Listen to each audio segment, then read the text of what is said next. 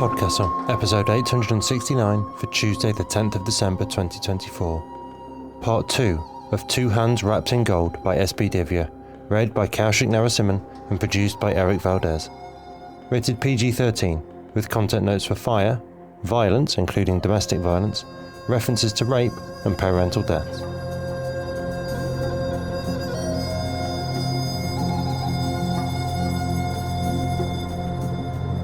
Good morning, good day, good afternoon and good evening, and welcome to PodCastle, the flying castle of fantasy fiction. I'm your host, Matt Dovey, and it is my pleasure to present for your enjoyment Part 2 of 3 of Two Hands Wrapped in Gold by S.B. Divya, narrated by Kaushik Narasimhan. This story was first published in Uncanny Magazine, issue 46, May 2022. This is part 2 of 3 of this story, and this week is also week 2 of the second end-of-year fundraising campaign, which is themed, appropriately, around the number 2. Not that kind of number 2, you filthy-minded reprobates, but the act of doubling, for a bunch of very excellent and upstanding folk have come together to create a matching fund that currently stands at $7,000. This means that for every donation we get between now and the end of the year, this matching fund will double your donation, making it go twice as far as it would have done otherwise. And forget ye not, as Escape Artists is now officially a 501c3 tax-exempt non-profit in the US, donations from that nation may well be tax-deductible for you, so you can do more for less. And if your employer has a charitable matching fund of their own, well, you may very well be able to triple your donation, which just please do that if you can, my goodness. If you want to make a one-off donation, doing that through PayPal's Giving Fund means they'll cover all the transaction fees and we get every last crumb of your donation in our hungry maws. If you can, though, subscribing through Patreon gives us the regular income we know we can rely on that truly underpins our grandest plans and lets us scope our budgets for as much original fiction as possible through the year. And every new Patreon subscription that starts this month is eligible for the matching fund too. So if you've been thinking about getting around to it, now is the perfect month to do it. You can sign up at patreon.com/EAPodcasts and find out more on all the other and varied ways to donate to Escape Artists at escapeartist.net/support-EA, or by clicking the EA Prime link at the very top of our website to find the announcement post for this end-of-year campaign. Thank you, as always, for your support and for keeping the castle flying through the sky for coming on 17 years, which in internet terms means we launched when you still had a MySpace page. You gotta respect and reward tenacity like that, right? And now, today's story. S.B. Divya is a lover of science, math, fiction, and the Oxford comma. She is a Nebula, Hugo, Ignite and Locus Award finalist and the author of the novels Meru and Machinehood. Her short stories have appeared in numerous magazines and anthologies, and she is a former editor of Escape Pod, the weekly science fiction podcast. Divya holds degrees in computational neuroscience and signal processing. Find out more at sbdivya.com. Kaushik Narasimhan is a management consultant by day and moonlights as a one-man band with a variety of instruments, a veena and an electric guitar. He also enjoys writing, reading and listening to speculative fiction. Now, as mentioned, this is the second and middle part of our tale, so if you haven't yet listened to episode 868, go back and listen to that first. Just barging into the middle is rude, honestly. Last warning, as I'm about to start a recap, so spoilers begin in the next few seconds.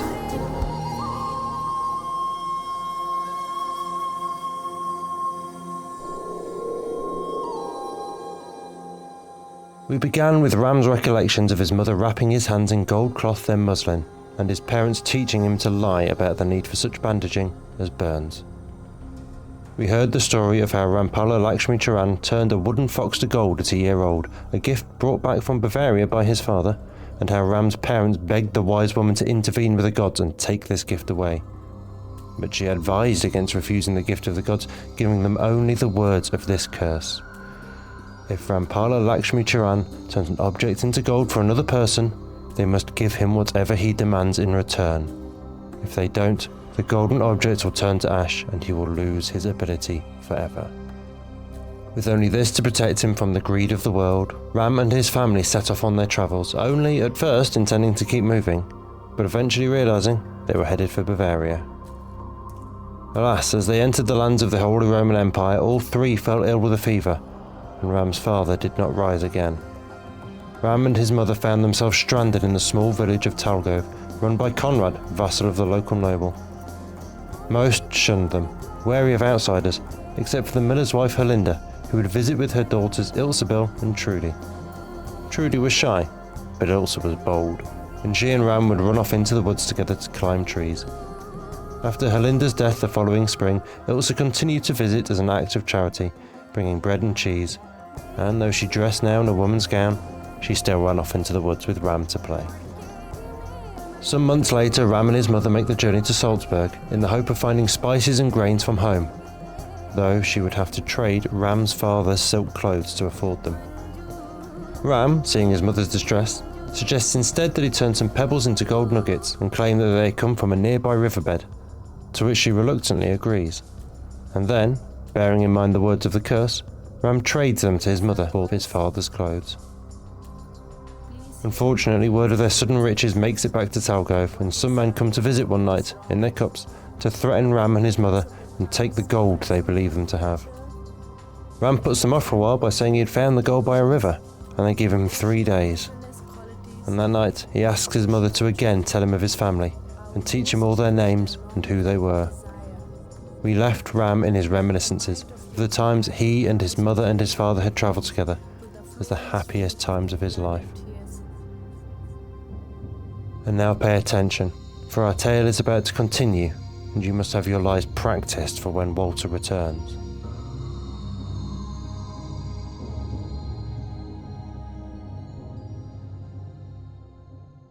Walter and his small gang visited as promised. Taking my mother's advice, I told them I had failed. They delivered a beating, which I accepted while curled into a ball on the ground beside my mother, my hands tucked into my armpits to protect the cloth wrapping.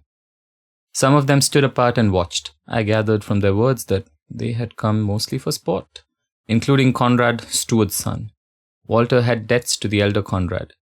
He'd allowed too many of his pigs to sicken, and he hadn't given the vassal his due share of ham. "Do better by next week," Walter said as they left. They came back again and again, and I gave the same excuse and earned us the same beating. But over time, their numbers dwindled. "We should leave this place," I told my mother as we tended each other's wounds. "I'm nearly a man now. We can travel again, buy a wagon and a horse once we get far enough from here." "You might be close to a man's age, but you don't yet have a man's body. Your father faced worse men than Walter during our travels, and with your hands, you can't fight them off. I could turn Walter into gold and sink him to the bottom of the Salzach," I grumbled. "Don't you dare!" My mother grabbed me by the chin and forced me to meet her gaze. "Never use your blessing to commit murder or any other crime. You are better than that." I nodded, but there are days when I regret resisting that impulse. The next afternoon, 2 days early, as the setting sun cast long shadows over the field, Walter stumbled into our hut alone and very drunk. "I've had enough of you both," he roared. He pointed a trembling finger at my mother. "This is all your doing, witch! You cursed my swine. I know it, and now you'll pay." He wrapped one hand in her hair and yanked her off her feet. Without thinking, I launched myself at him. "No!" my mother cried. "Ram, run away!" But I didn't heed her. Walter swatted away my pathetic attempts to strike him, then thrust a fist into my gut. I fell to the ground. As I gasped like a fish out of water, he stomped his booted foot once on my right arm, once on the left, and over my mother's screams, once on each leg. "Be still," he roared, and flung her next to me. He grabbed a piece of firewood and struck my mother's head as I watched, helpless, unable to move or cry out. She slumped unconscious and began to bleed. Taking a flint, Walter dumped our entire supply of cooking tinder next to the straw hut's walls and set it on fire.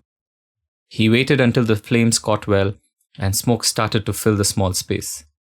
As he ducked outside, he muttered, "Those who do the devil's work must burn." I remember getting my wind back along with a lungful of smoke. I crawled to my mother and tried to grab her, to pull her out of our hut, which was now our pyre. I couldn't work any of my limbs in a useful fashion. The sharp pain from my broken bones overwhelmed the sensation of searing heat. But the fear is what I can never forget. A terror not only of dying, but of living with hands bare, that someone might find us only for me to turn them into gold. I rolled onto my stomach and tucked my useless hands under my body. At some point, the smoke must have caused me to lose consciousness, because the next thing I recall is waking up and seeing stone walls and Ilse's face looming over me. The terror returned full force, along with the sense over my entire body that the fire still blazed. "Shh," Ilse whispered. "Don't worry. I bandaged your hands again." Had she seen the gold undercloth? If there was anyone I could trust to keep it a secret, it was Ilsebill. With that reassuring thought, I fell into a restless sleep for many days, tormented by heat and pain. Flames danced behind my eyelids. My mother perished in the fire. I didn't know it for a long time, my mind too consumed by my injuries. Not only did I have multiple broken bones, but the skin over much of my body had burnt. It took weeks to heal. My legs and feet, which had been closer to the hut walls, developed blisters. My mother had told me of the hospitals in our home kingdom, places where the ill or infirm could stay and be cared for.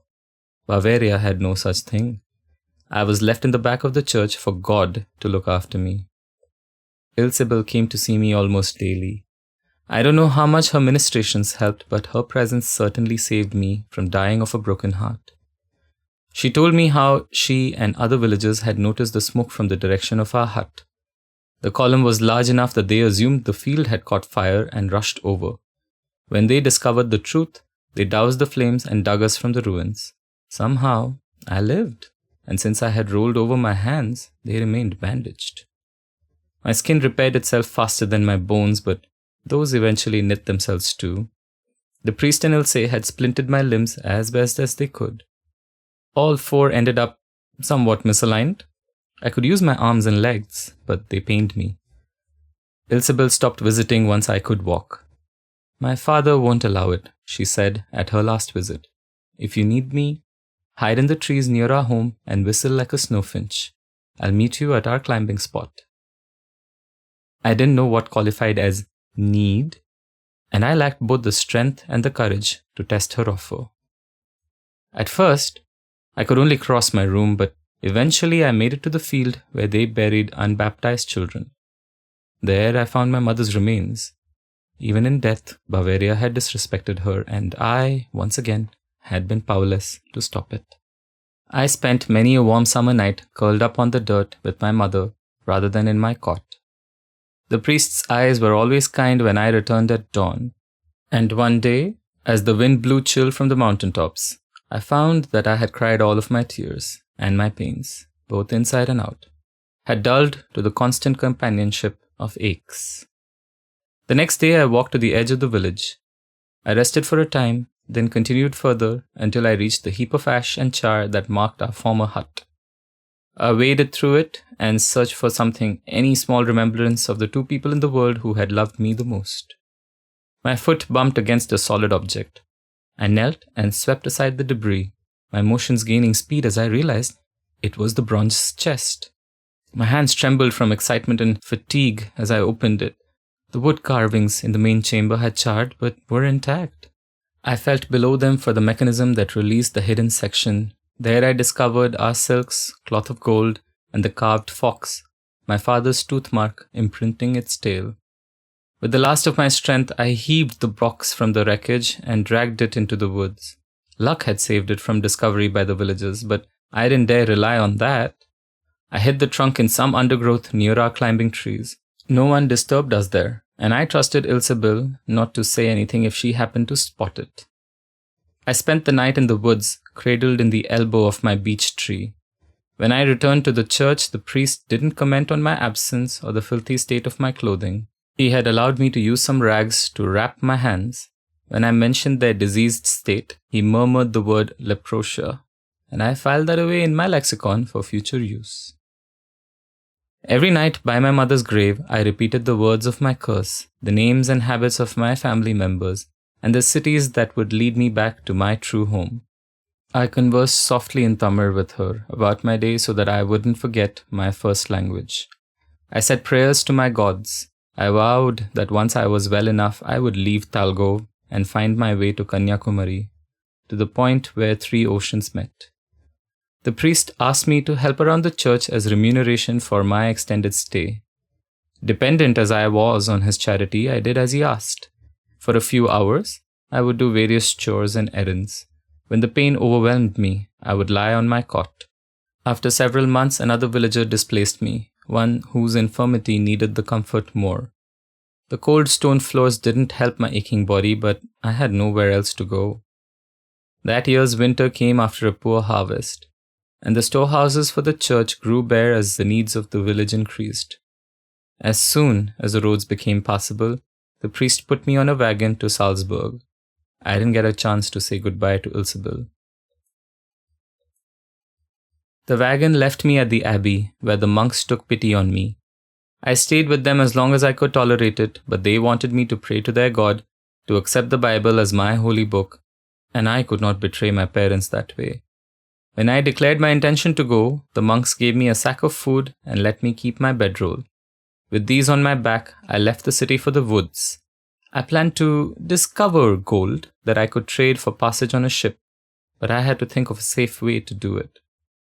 Nearly a year had passed while I was at the abbey. I hadn't seen Ilsebill once the entire time. In spite of my deformities, I could walk at a good pace and distance, the power of a youthful body to adapt, and I found myself going further east each day, towards Talgov. I needed to retrieve the bronze trunk I had hidden away. I couldn't leave Bavaria without it. And once I approached the familiar terrain around the village, the urge to see Ilsebill burned within me like the flames that had destroyed my life. The time away had made me shy. I had spent days sleeping in the woods, failing to wash or launder along the way. I stood in the trees across the creek from the mill and watched the water wheel spin until I spied her form outside. Ilse had grown more womanly during my time away, though her figure wasn't curvaceous like her sister's. Should I approach her? Could I consider her a friend anymore, with so much time having passed and both of us having grown? I teetered on the cusp of adolescence, past the poorly formed notions of a child, and glimpsed the responsibility that weighs on a man's shoulders. In that moment, I wished I could turn back time and freeze ourselves in youth, at the age when we had no troubles but to reach the next branch. Perhaps I gasped or made some other involuntary noise because she turned and looked directly at me. I froze when our eyes met. The urge to flee warred with the need for acknowledgement. When Ilse's face broke into a smile, I could draw breath again. She waved. My heart sang. I whistled like a snowfinch and pointed in the direction of our secret spot before retreating. I trusted that she would find me when she could. I waited in the crook of my beech tree for the better part of 2 days. Ilse arrived just after a rain shower. Drops spilled from the canopy above us and mud caked her boots. She wore a plain leather cloak, the oiled hood pulled up to cover her head. I jumped down and stood in the awkward silence of a 14-year-old boy. Padmanabhan Rampala Lakshmi Charan, Ilse said with a grin. It's wonderful to see you. She stepped forward and flung her arms about me. I was so startled I stumbled back, but the tree trunk held me up. I dared to embrace her. I trembled at holding her warm, sturdy body against mine. She pulled away and led me by the hand to the boulders where we usually sat when we weren't climbing. How have you been? Tell me everything, she demanded. I delighted her with stories about the different monks in the abbey, about learning to read and write on the sly, about the boats that came and went along the Salzach, about my plan to buy my way back to my home country. Concern wrinkled her brow. You don't have to leave, she said. You could stay here in Talgov and swear fealty to Conrad. You could teach me to read and write. I held up my hands, the bandages filthy with mud and splinters. I can't stay here. I can't stay anywhere for too long, or I'll be in danger again. You won't. Walter died last winter. You'll be safe. The way Ilse looked at me then, I couldn't lie. Not anymore. No one alive knew my secret, and I wanted someone to have the truth in case I died. Who better than my one and only friend? Ilse had saved my life as Herlinde had done, and the least I could do was trust her with this knowledge. My hands, they are not diseased. What do you mean? Watch. I began to unwrap my left hand. Her aspect overflowed with questions. She raised her brows at the cloth of gold but stayed silent as I exposed my skin. With my right hand, I grabbed the smallest, thinnest twig I could spy and touched it with my left thumb and forefinger. Ilse's sharp gasp made my heart skip a beat. Would this change things between us? Had I ruined our friendship? Is that gold? She whispered. Yes. I wound both bandages over my hand and told her the story as my mother had told it to me. When I came to the Rishi's curse, I recited the exact words. If Rampala Lakshmi Charan turns an object into gold for another person, they must give him whatever he demands in return. If they don't, the golden object will turn to ash and he will lose his ability forever. Ilse's brown eyes went round as saucers. But this is wonderful. Why keep it a secret? Because someone might threaten me or my family and force me to make gold for them like Walter did. When I was small, my parents let me use my gift for some of their wares, but we never stayed in one place for long because they feared for my safety.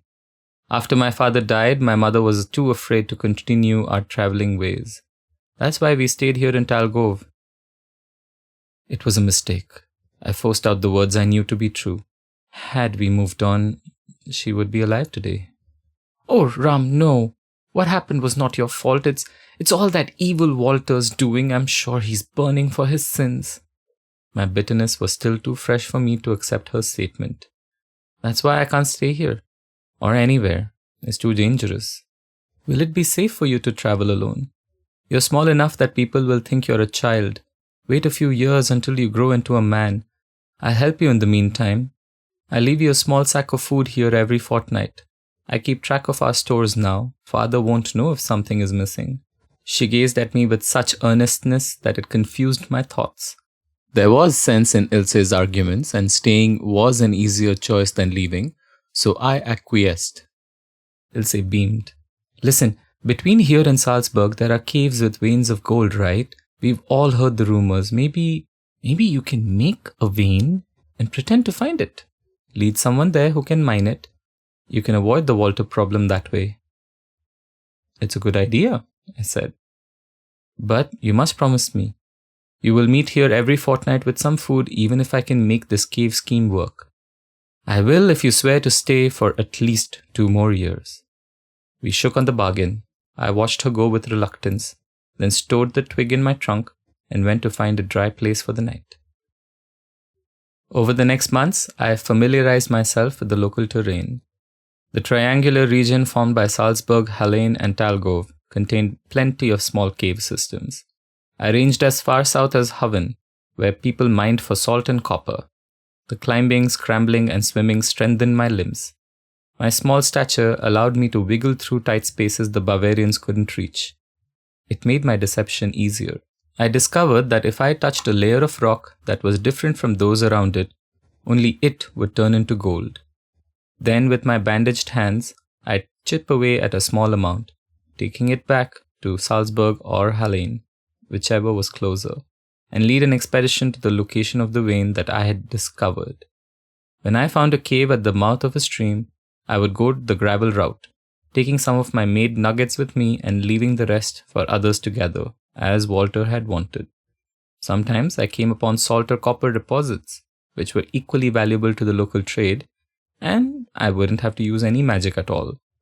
To stay safe near the different towns, I established a set of caves where I kept stashes of firewood and blankets. I would share my space with the wildlife if they were peaceable, or chase them away if they became aggressive. I developed relationships with the local bishops and lords who owned the lands in the region. Merchants and villagers came to know me as well because I would stop for food, shelters, or directions to known cave systems nearby. They nicknamed me the Golden Spider for my ability to get into difficult spots and find this precious metal. And also because they could never remember my full name. One year, I learned about a place high in the mountains above a tiny village about 20 miles south of Hallein. The locals said it was a gateway to hell, which piqued my curiosity. The climb to the cave mouth was steep and treacherous, and the initial blast of air that greeted me was frigid. No heat or sulfur greeted me. Instead, I discovered a world of ice. I didn't dare to explore very far, between the slippery surfaces and the wintry temperature, but the small amount I glimpsed was glorious, and like nothing else I'd seen. There I set up a shrine to the gods of my people, to my patron, goddess Lakshmi, and her consort Vishnu. I fashioned crude carvings from wood, hoping they would forgive my clumsiness, and turned them gold to preserve them from the elements. I went there to pray as often as I could, in thanks for saving my life, for giving me the gift of my hands, and for safe passage home one day. The cave allowed me to speak more privately to my mother and father than the grave in Talgov. Since no local would venture inside, it became my favorite sanctuary. Once every fortnight, without fail, I returned to the climbing trees near Talgov. At first I needed the food, but as months and the years passed, I needed to see Ilse. People might enjoy the fruits of the golden spider's labor, but none of them wanted my company. They might wonder at my absence if I died in a caving accident. Only she would miss me. I didn't realize that I was in love with Ilse until the day she told me her father had promised her in marriage to Conrad's steward's son. It happened on the day of the autumn festival, one that was unusually warm for the season. Ilse wore a new gown dyed buttery yellow with an embroidered veil over her hair. She'd come to see me as soon as the feasting had ended and the men began to drink. The setting sun filled the woods with a gentle glow that limned her form like a figure from an illuminated manuscript. "I'm 16 years old and father thinks it's time," she said. Her lips trembled as she drew a breath. "Ram, Padmanabhan, Rampala Lakshmi Charan, marry me.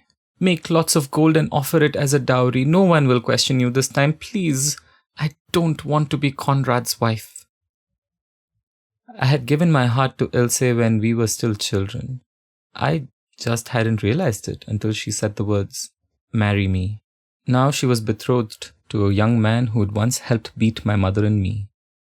In my mind's eye, flames ate at a straw hut. I couldn't see a future for us that didn't end in disaster, pain, or both. I grasped at excuses to cover my cowardice. "Your father would never agree to it, no matter how much gold I might offer. Look at me. I barely come up to your shoulder. My limbs may be strong, but they are still crooked. I spend my days crawling through caves. Besides, no priest would marry us." "Then convert. Embrace the church. You've lived here for most of your life. You don't need your old gods anymore. If not for yourself, then do it for me." But it was my people's goddess who had blessed me. My people's gods who had brought me through blood and fire and kept me alive. They were my last connection to my family. I could no sooner let them go than I could cut my hands off. Not even for Ilse. I shook my head. My life is one of ashes and stone. As long as I'm blessed with Goddess Lakshmi's gift, I won't be safe here, and neither will you. We'll have a better life with Conrad in the big house, a far more comfortable living than you would roaming around with me. "Then let it go," she said softly. "What?" "Your gift. You know how to break free of it. Make me a gold item and ask for something impossible in return. Live the rest of your life by my side as an ordinary man." Fear gripped me so tight I couldn't breathe. Who was I without my golden touch? Worse than the worthless creature I already was. You would take away the only good thing in my life? Am I not a good thing? Would it be so terrible to have hands like the rest of us, like me? Yes, it would, I thought, though I couldn't say the words aloud. My touch had been part of my existence for as long as I could remember, my only worthwhile skill, my unique talent. I couldn't fathom a life without it. How could Ilsebel not see that? I turned my back to her. "Go marry Conrad and be well." "You're being a coward." I closed my eyes. "If I marry him, I won't come back here to meet you. Not ever again." I know. I heard the rustle of her footsteps as she walked away. My heart ached worse than 4 shattered bones. I vowed never to return to Talgov. That winter was the coldest I had ever experienced. After a brutally hot and brief fall, the season shifted with a vengeance. I had barely enough opportunity to get my caves stocked with wood and fill my pack with dried foods, much less to consider my escape from Bavaria. The upper inches of the Salzach River froze. The roads became impassable with mud and ice. I spent many days huddled under my cloak and blankets, convinced that I had made the right decision about Ilsebel's union with Conrad. She would be safe and warm in her stone house. Winters were always a lean time for me. Mining operations slowed, people didn't want to risk the treacherous terrain to see what I had found, so I stopped trying. I didn't have enough wealth to stay in Salzburg, and I had too much fear to trust any village in the area. I considered begging for a place at the abbey, but the monks had warned me before that I would have to convert if I came back. I did not think they'd go back on their word. With the spring thaw, I decided to break my earlier promise to myself. I'd visit Talgov one more time to ensure that Ilsebel was happy, and then I'd leave as soon as the roads were passable. I'd head east and south and never look back. I crept into the village like a thief in the night. I couldn't face my friend, if I could call her that any longer, so I climbed a tree near her house and waited for daylight and a glimpse of her fortunes. She came outside to hang the wash. Her hair hung free and wet down her back like a dark cape. Her face looked drawn, thinner perhaps, and shadows had formed below her eyes. Had she been sick? A cold winter would do that. Good that she had the food and shelter to live through it. If she'd taken ill in the caves with me, she probably would have died. As her arms lifted, her sleeves fell back. In the morning sun, the bruises stood out clearly against her pale skin, the marks of hard fingers. I looked more closely at her face then and realized that some of the shadows were not tricks of the light. A man has a right to beat his wife in Bavaria, and plenty of them did. My father never raised a hand to my mother, not that I could remember, and I, of course, had been taught to protect my hands, not use them as weapons. It took every ounce of willpower not to jump out of my tree and go to her. I didn't need to ask if she was happy to know the answer. At least she lived. Was she well enough that I could leave? Some men beat their wives to death. What could I do to defend her? Could I blunt Conrad's violence with gold? Over the next weeks, I tried to glean some answers from the villagers. Was the vassal in debt to the Duke of Bavaria? Was the younger Conrad ambitious and therefore unhappy with his status? Did he want something he didn't have? A child. That's what he desired that Ilse couldn't give him. They'd been married for half a year, and she hadn't gotten pregnant even once. It shamed him that he wouldn't have an heir, or worst case, a daughter, by their first anniversary. No amount of gold could help me solve this problem, could it? Was it possible to obtain a newborn infant and leave it at their doorstep? Would Conrad take it in? Ilsebel would, of that I was certain, given her good heart. But where and how would I get such an infant? I couldn't stomach the thought of buying one. Neither could I tear myself away from Ilsebel's unhappiness. Had I caused it by refusing to marry her? Should I murder Conrad in his sleep? I was fairly sure I could sneak into his chambers at night, but far less sure that I could actually do the deed. My mother's words came back to me. Never use your blessing to commit murder. You are better than that.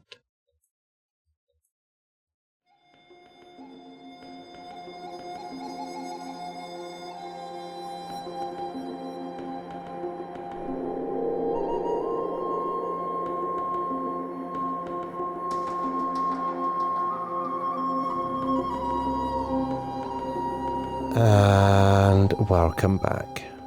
That was part 2 of Two Hands Wrapped in Gold by S.P. Divya.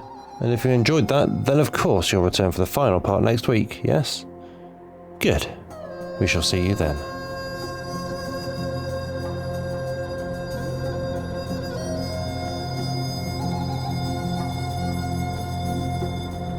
That was our show for this week. On behalf of everyone at PodCastle, your co-editors Shingai Enjoro Kagunda and Eleanor R. Wood, assistant editor Caitlin Zavanovich, audio engineers Devin Martin and Eric Valdes, and our many wonderful first readers, Andrew Cahoe, Craig Jackson, Amalia Harrington, Julia Patt, Kieran Corsaini, Ryan Cole, Sarah S. Messenger, Shrikripa Krishna Prasad, Tarva Nova, Tierney Bailey, Zeev Witties, and myself, Matt Dovey. Thank you for letting us share another story with you. The legal bit. PodCastle is part of the Escape Artists Foundation, a 501c3 non-profit, and this episode is distributed under the Creative Commons Attribution Non-Commercial No Derivatives 4.0 international license. That means you can share it, and please do, but you cannot sell it and you cannot change it. If you want specifics, check creativecommons.org. Our music is by Shiva in Exile. Everything we do on PodCastle is 100% donor funded, and if you'd like to support what we and the rest of EA do, please join us on our Patreon at patreon.com/EApodcasts. Prefer another method? There's details for supporting us via Twitch, Amazon Prime, Ko-fi and PayPal on escapeartist.net. We'll be back next Tuesday with another fantastic tale. In the meantime, you might care to check out our sister podcasts, Escape Pod for science fiction, Pseudopod for horror, Cast of Wonders for YA speculative fiction, and Catscast for speculative cat stories. If your heart belongs to us though, we'll see you next week. Be safe and be kind.